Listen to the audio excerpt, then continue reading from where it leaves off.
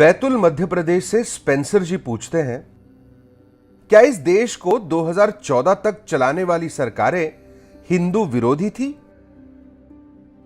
किसी भी सरकार का मूल्यांकन उसने किए हुए कामों से होता है।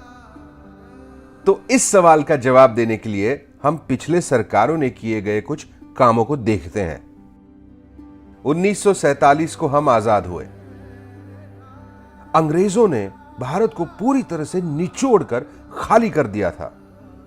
हमारे पास न तो कोई संसाधन थे और न ही कोई संस्थाएं।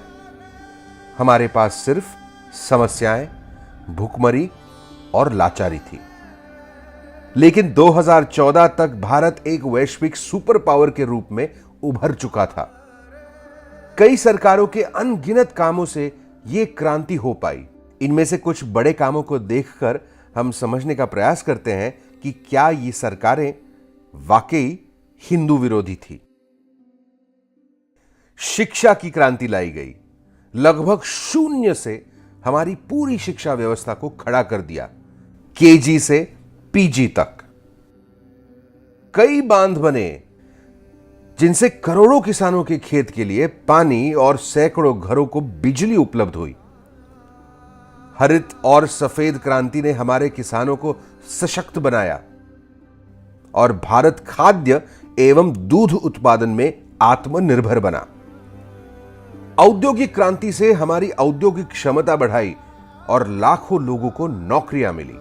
संपर्क क्रांति ने हर हाथ में फोन और इंटरनेट पहुंचाया। हमारी सेना को दुनिया के सबसे मजबूत ताकतों में से एक बनाया गया। पंचायती राज की व्यवस्था बनी और करोड़ों नौजवानों को राष्ट्र निर्माण में भाग लेने का मौका मिला। इन सारी उपलब्धियों का सबसे ज्यादा फायदा किसको मिला? भारत धर्मों के बीच भेद नहीं करता, लेकिन स्वाभाविक है कि चूंकि भारत की बहुसंख्य आबादी हिंदू है, इन उपलब्धियों का सबसे ज्यादा लाभ हिंदुओं को ही मिला होगा। इस प्रगति के लिए शांति और सौहार्द का वातावरण बहुत जरूरी है। ऐसा वातावरण बनाए रखने के लिए तब की सरकारों ने अल्पसंख्यकों को सुरक्षित और भागीदारी की भावना महसूस करने का काम किया। तो स्पेंसर, 2014 के पहले के सरकारों ने करोड़ों हिंदुओं को गरीबी से निकालकर समृद्धि के पथ पर लाने का काम किया है। इसको भला कोई हिंदू विरोधी कैसे कह सकता है? लेकिन हमें यह भी समझना होगा कि ऐसे विचार आते कहां से हैं। संविधान के रास्ते चलते भारत ने करोड़ों लोगों को आर्थिक, सामाजिक और राजनीतिक गुलामी से मुक्त किया। यह आजादी प्रस्थापित सत्ता व्यवस्था के लिए एक चुनौती है। इस चुनौती के जवाब में कुछ लोगों ने अंग्रेजों ने खोजी रणनीति को अपनाया है।